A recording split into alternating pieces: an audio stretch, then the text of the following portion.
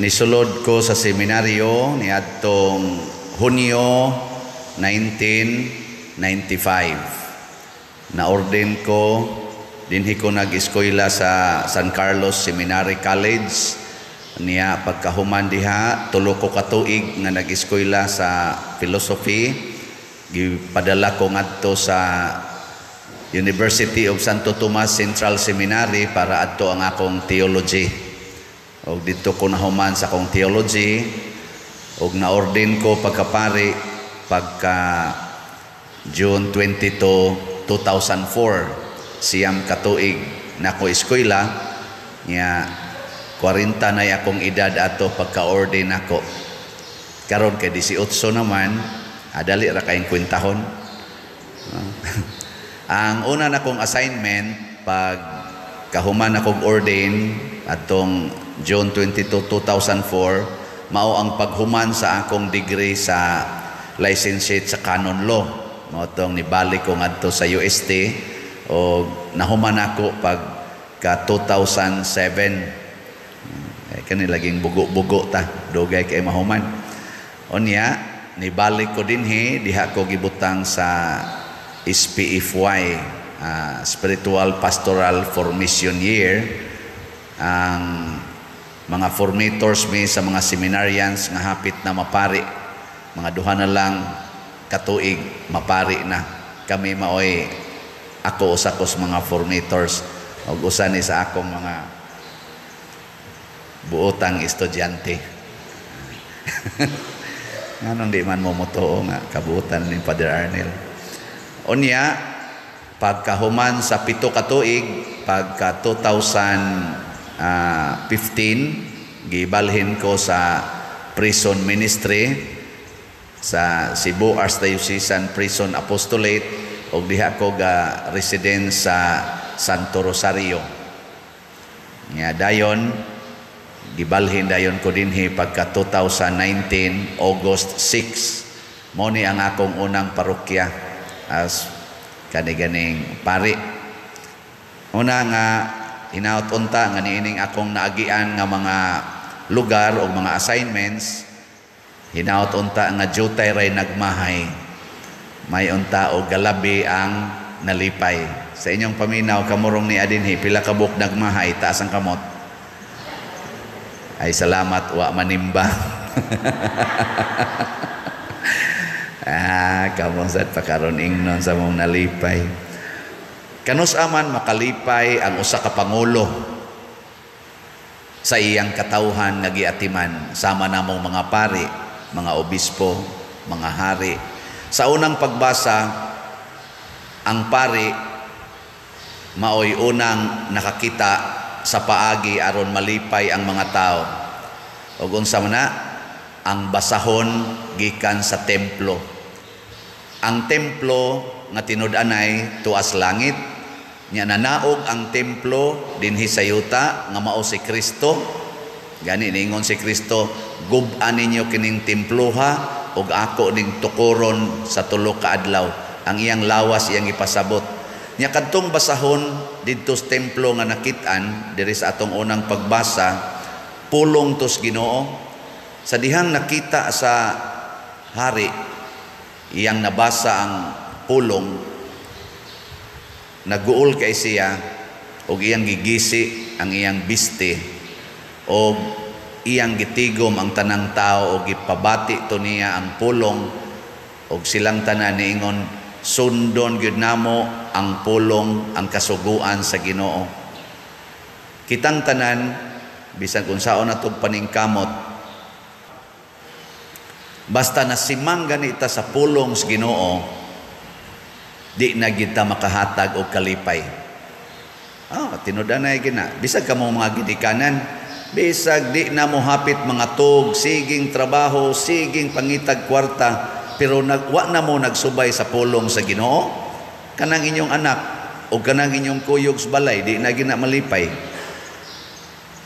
Pag naog bitaw ron ako, lipay kay ko kay nagpundok ang ato mga staff din hina na ay mga uniform nya ila de kong gigreet og happy anniversary ana Lipay sad ko. Nangalipay baka na sila, wako kibaw. Basig na pugos lang. Pero tanaw na ko sila mga naong malipayon man. Pasalamat sa ko sa Ginoo, Lord, salamat nga nakalipay. Nakatuman ba ko sa pulong sa Ginoo? Naningkamot pagtuman. Pero gamay pa kaayo kog agi. Karong adlaw naasad tay mga optional memorials.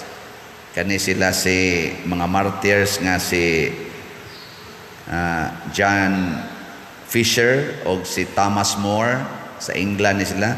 Gipangpatay ni sila ni Henry the Eighth, King Henry the Eighth katong nakig-divorce sa iyang asawa. Nya gisupak sa mga ani nilang mga pari o iyang chancellor, gipatay niya. Nya naasa tay santo nga si San Paulino Sanula sa kaobispo. Kani sila mga modelo ni sa pagtuman sa pulong sa Ginoo niya. Matud pa ni Thomas More o sa aning mga martyrs, ingon din siya sa dihang giskidula na siya nga patyon ba ni Henry VIII. Hatag siya suwat sa iyang anak. Ingon siya, makasasala man kay kuday. Angayan sad ko nga patyon mo nang nagpasalamat kay ko sa atong hari nga maoy nihimo og pamaagi aron malimpyo ang akong sala. O lipay kay ko nga iyang limpyuhan ang akong sala, pinaagi niining kasakit nga iyang gipahamtang nako. Nindot no? Awa mo nindot ana. Ang iya bang realization ba makasasala kay ko? Nya na may nipaantos niya. Nagpasalamat siya kay instrumento sa Ginoo para paglimpyo sa iyang kahugawan. Imbis masuko siya sa hari, nagpasalamat na noon. Maunay kinabuhi sa mga nagtuman sa pulong sa Ginoo. Kamo mga bana, sigihan mog away sa inyong asawa. Moingon mo, makasasala bitaw kay ko. Salamat sa paghatag, Lord ha. Aning klases asawa nga murag tigre. Ano mo? O magsige mog mahay. Klaro anang mga naong ninyo. Labaw na ni mga asawa, pananglitan ron, ang imong bana, mangulata ginimo. Mubuwag ka. Or maingon ka, makasasala jud kay ko, Lord. Salamat nga imo kong itagaan og bana nga mulimpyo sa akong sala. Perti ng laguma sa akong naong. Pero limpyo na akong kasing-kasing. Kanindot ana, no? Hasta mga anak, kamo mga anak, inyo mga ginikanan, kusog kayo mga saba. Ingna, makasasala kay ko, Lord. Sige lang kog duwa aning computer. Sige lang ko aning tanaw kay ko aning mga porn. Ana, nya tapulan kay kustanan. Salamat nga gilatos ko sa akong mama ug papa. Perting daghanang labod sa linatosan. Yapay nang labhag sa akong ayaw kiha-kiha dito nga child abuse. Ayaw. Ingna, salamat Ginoo nga imo kong gilimpyuhan. Ano? Anong mura mamog dili makumbinser? Tanawa ra gud si Kristo, wa man na siya sala. Pero iyang himo ang iyang kaugalingon nga sakripisyo. Og mao kana ang kinabuhi sa usa ka pari ug sa usa ka pangulo. Kining atong nasod karon daghan mang nagsigig ingon nga murag golden era gid ni sa Philippines kay first time ni nga nagkasinabot ang North ug ang South. Unya ang nagtandem sa pangumpanya sila yung duha landslide ang presidente ug ang vice presidente nya mga buutan kay ni sila nagtan-aw gyud og unsay kalambuan sa nasod. Nindot man kayong paminawon pero kun way Ginoo nga ilang sundon wa ginay kapuslanan ang tanang paningkamot. Ambot unsa nang salmo ha kay bawo tingan ni Padre ani og kamo diha Psalm 1:7 ba na niingon nga if the Lord does not build the house, in vain do its builders labor. Sabot mo? Sabi ni Saya, kung ang Ginoo dili mo tabang sa pagtukod, way kapuslanan ang mga paghago sa mga magtutukod.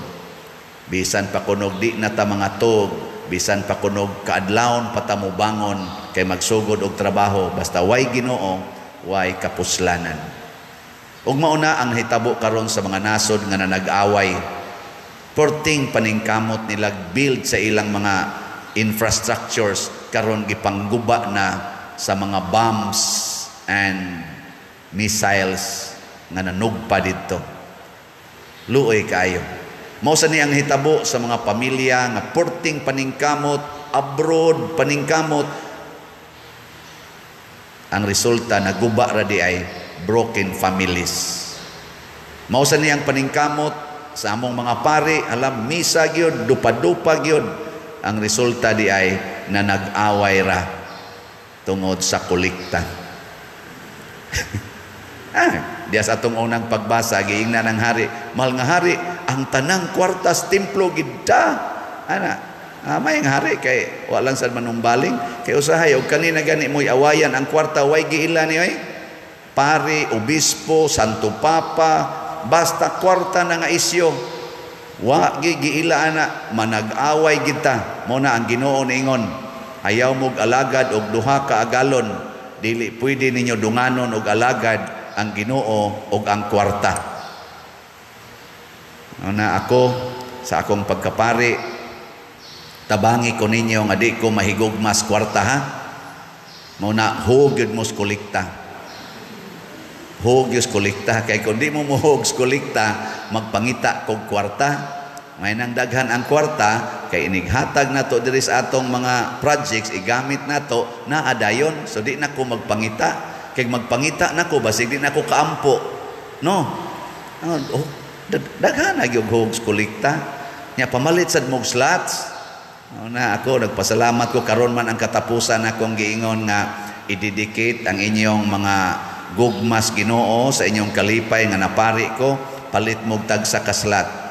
Karon ni siyang panahon na.